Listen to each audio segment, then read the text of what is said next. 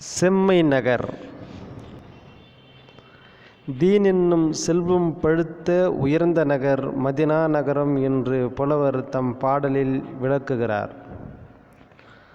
அறவோருக்கும் அளித்தல், நன்னடத்தை, பிதரற்ற நிலை, இல்லார்க்கு ஈதல், தன் நிலையின்று சற்றும் தாழாமை, திண்ணிய வீரம், வெல்லும் திறன், குறைவில்லாத மனவெழுச்சி ஆகியவற்றை கொண்டு இஸ்லாமிய சன்மார்க்கம் பக்குவப்பட்ட சொர்ப பூமிதான் மதினா நகரம் என்று இந்த பாடலில் உமர் புலவர் அழகாக எடுத்துரைக்கிறார்.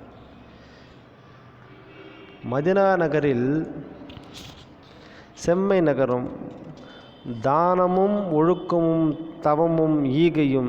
மதினா நகரில் தானமும், கொடுத்து உதவக்கூடிய பண்பும், நல் வழியை பின்பற்றக்கூடிய அறநெறியும், தவமும் பற்றற்ற நிலையும், ஈகையும் இல்லாதற்கு கொடுத்து உதவக்கூடிய பண்பையும்,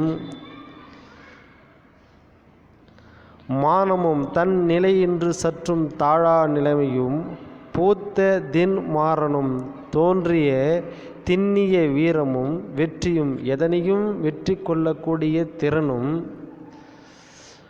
ஊனமில் ஊக்கமும், குறைவில்லாத மனவெழுச்சியும், ஒளிர காய்த்த ஒளிரும்படியாக தோன்றிருக்கக்கூடிய நல்தீன் என்னும் செல்வம், நல்ல இஸ்லாமிய சன்மார்க்கம் என்னும் வழியும்.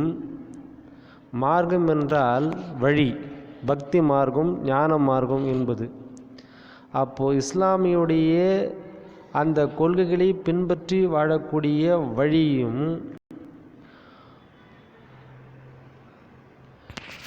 பழுத்த சேநகர், அந்தளவுக்கு சிறந்தூர பக்குவப்பட்டதாக இருந்த செம்மையாக பொருந்திய மதினா நகர் என்று புலவர் தம் பாடல் வழியில் அழகாக எடுத்துரைக்கிறார்.